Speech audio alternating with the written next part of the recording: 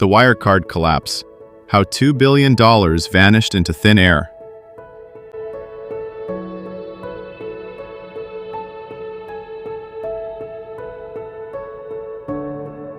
On June 18, 2020, auditors at one of the world's biggest accounting firms discovered something impossible.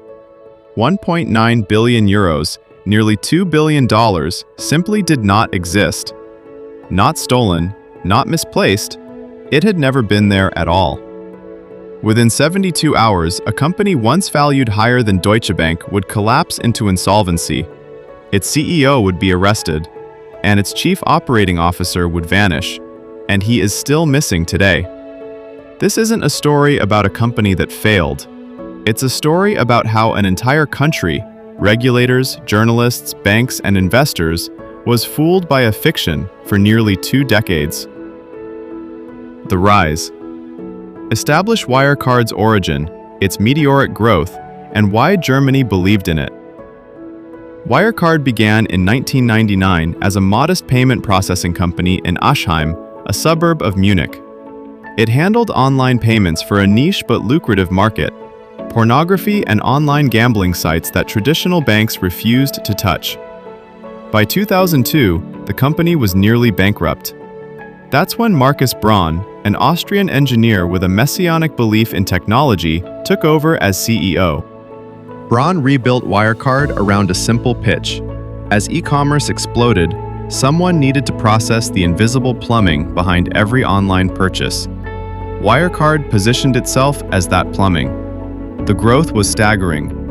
By 2018, Wirecard processed payments for hundreds of thousands of businesses. Its stock had risen over 4,000% in a decade. In September of that year, Wirecard achieved something almost unthinkable. It replaced Commerzbank in the DAX 30, Germany's index of blue-chip companies. A 20-year-old payments company was now sitting alongside Siemens, Adidas, and Volkswagen. Germany had crowned a new tech champion. There was just one problem. Almost none of it was real. The cracks. Introduce the journalists and short sellers who suspected fraud and the systemic failure to act. As early as 2008, short sellers and analysts began questioning Wirecard's numbers.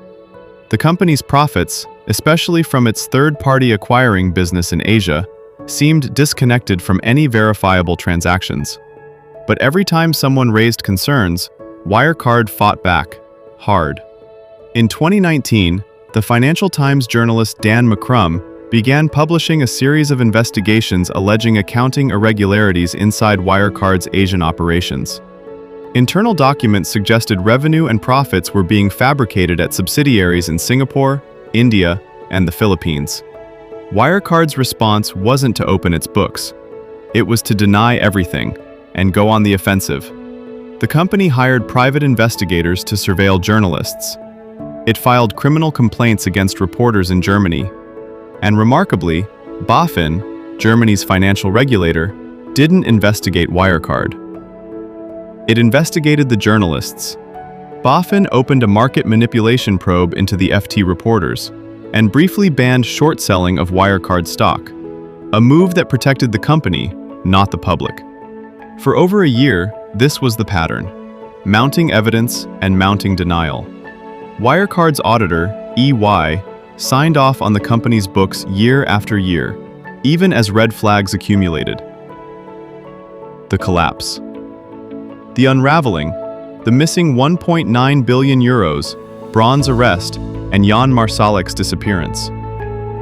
Wirecard's defense hinged on one claim: that 1.9 billion euros in cash was sitting safely in 2 banks in the Philippines, held in escrow accounts managed by third-party partners. In June 2020, under pressure from its own auditors at EY, Wirecard finally asked the 2 banks to confirm the money existed. Both banks said the documents were fake. The money had never been there. On June 18, 2020, Wirecard admitted the cash, with a high probability, did not exist. The stock, which had traded near 100 euros just months earlier, lost over 70% of its value in a single day. 4 days later, CEO Markus Braun resigned, and was arrested on suspicion of fraud and market manipulation. He remains on trial in Germany, denying all wrongdoing, claiming he too was a victim. But the man investigators really wanted to talk to had already disappeared. Jan Marsalek, Wirecard's chief operating officer, was the architect of the Asian operations at the center of the fraud. On June 19, 2020, one day after the missing billions became public, Marsalek flew to Belarus and vanished. German investigators later alleged Marsalek had deep ties to Russian and Austrian intelligence networks. Some reporting suggests he may be living under Russian protection to this day. He has never been found. The Reckoning. What the scandal revealed about regulatory failure and the lasting consequences. Wirecard's collapse triggered the largest accounting fraud investigation in German history. A parliamentary inquiry found that BaFin, the regulator meant to protect investors, had failed for years, trusting Wirecard's denials over mounting journalistic evidence. EY, the auditor that signed off on Wirecard's books for a decade, faced billions in lawsuits and a reputational crisis that still follows the firm today. The scandal became a symbol of something bigger than one company, proof that too big to question isn't just an American problem, and that a determined CEO with the right story can make institutions see exactly what they want to see. Markus Braun's trial continues.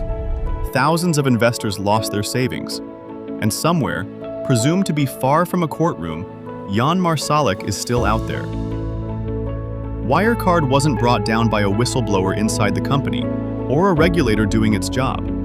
It was brought down by a handful of journalists who kept asking questions everyone else was afraid to ask.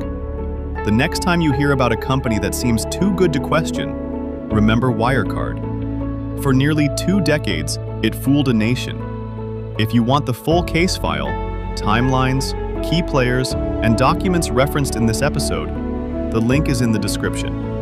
This channel is built on stories like Wirecard, where the numbers don't add up, and the people responsible never expected to get caught. And if you know someone who needs to hear this story, send it their way.